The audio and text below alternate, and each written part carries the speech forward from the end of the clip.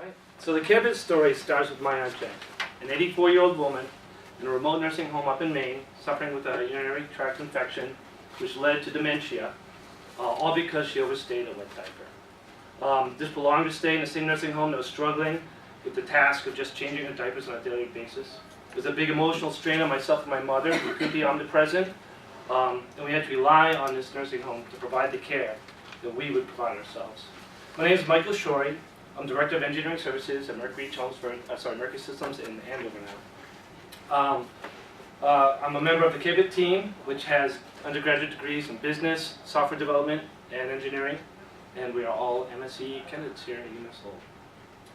So, the health issues. I mentioned the urinary tract infection, psoriasis, rash, but peace of mind can't be understated here.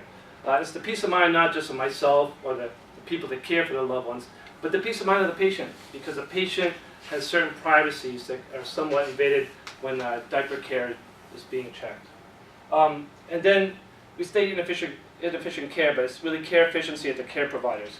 We understand there's limited resources, limited funding, there's a level of overburdening, and our research has shown that it takes about an hour a day to care for a single patient with incontinence, and that translates to $10,000 a year in monetary funds.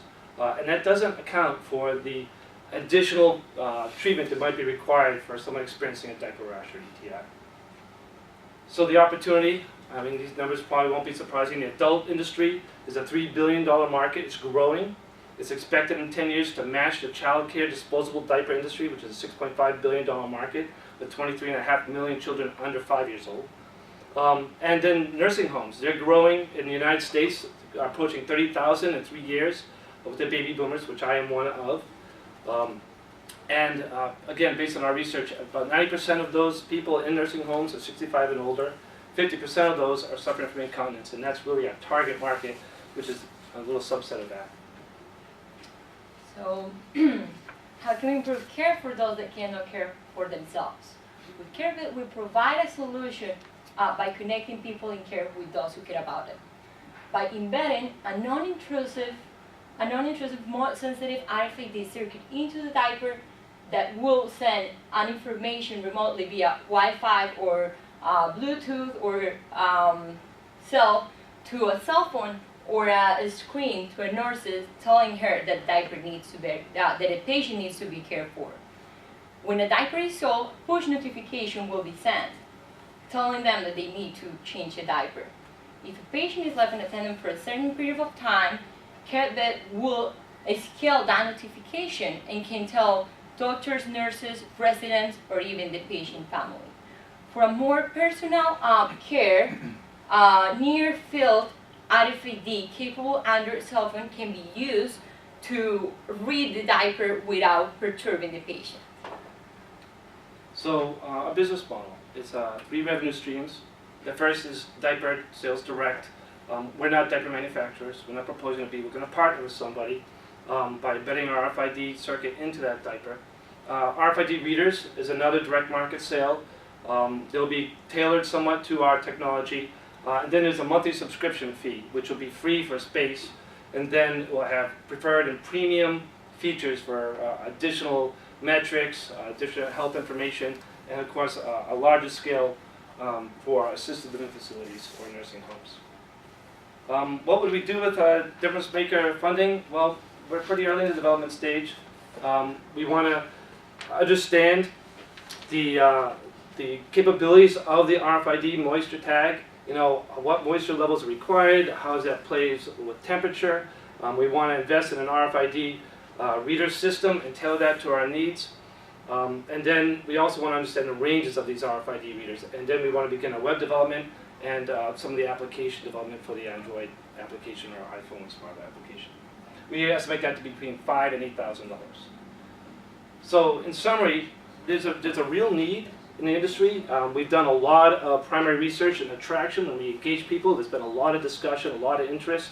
In the bigger picture, we think we can solve this pain by providing this web portal, which could, in theory, not just provide healthcare or diaper maintenance, but also sleep patterns, heart rates, body temperature, maybe other chemical-based changes, and activity levels.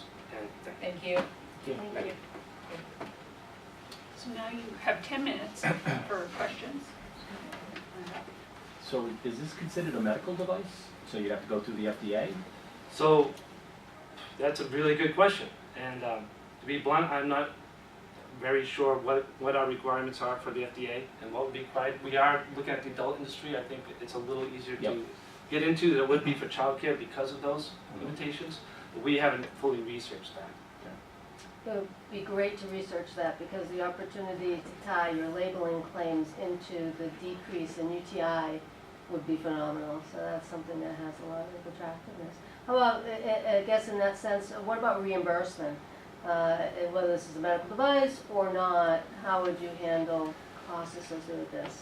So we looked into that because we thought that the repeal and replace of the ACA would actually change the reimbursements for the nursing homes. Mhm. But without that, like we said, if we do go into the medical device market, I think the readers for large-scale nursing facilities will be able to use reimbursements through current providers, and we'd be working with them. I don't think we'd also be looking to be leasing these products so we can keep costs low.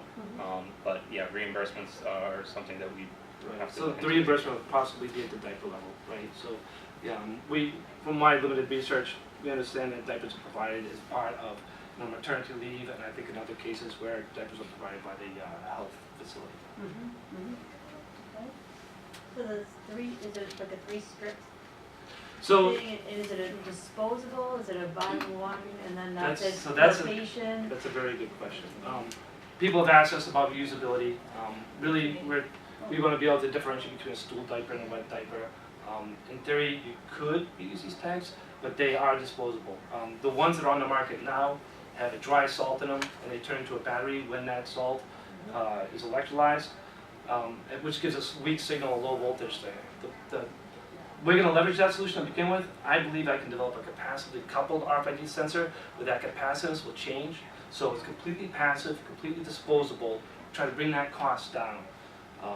That's really our long-term proposition. What do you estimate the added cost to the current incontinent product? So diapers are very unaffordable. And our initial I tend to call them briefs, just like. briefs, we're looking for a better term. Away I am from looking for a better diapers. term. Because we don't diaper adults. Right, we brief them. I We'll love we'll it. take that one. And you know, I probably have that note in talking to okay, a couple no worries. nurses. Sorry, what's the question again? Just what's the added cost that you estimate Yes. per a brief? So if we were to buy just this RFID circuit, so we understand our competition. Some of our competitors can become partners. Micron is one of them. They provide RFID tags that are moisture and temperature sensitive. They are a range of about $3 a piece. That's pretty high. I believe you could get RFID circuits down.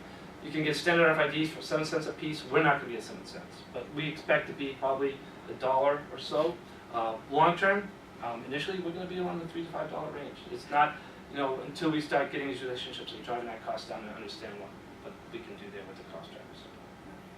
So from my perspective, it would probably be cost prohibitive. And I would say probably selected patients would make sense, and certainly, if we have patients that have a tendency towards a UTI or some other Right. reason why we would want to monitor that much closer. So if I may, one of the markets that jumps at us is hospice care, where you just want the patient to be don't left leave unattended. them in There's a limited sterile. lifetime. We Sure. wouldn't be selling RFID readers. We'd either lease them or provide them that capability so that that patient would be left to, be well cared for, rested. Alzheimer wards. There's our memory units, I guess they're called. So memory care. Thank you. Those are the more focused markets we'd like to start to build our traction on. We understand that we have to get that cost down, and that's really part of our next phase. What search you've done on intellectual property, since there are folks out there who are doing this today. Yes, there are. Yes, there are. We mentioned a few. Does anyone want to address that, or? Yeah, there are few universities that are already also doing the research regarding this. That we have like few University of Tokyo and University of California and everything. So we are planning to protect our plan, but first we want to like develop prototypes, see the response, and then we are planning on doing. Let me add on that, like the University of California, they're working on a patent. The last information we gathered was from 2016, I believe, and so far they don't have the patent yet. And same thing with the University of Tokyo, which they are developing the RFID, and he was also working on it. So there's like, according to our secondary market research, and according to basis this research, we didn't find anything. And there's also like some similarities with this product, but not something exactly as how we are imagining it. The value proposition here.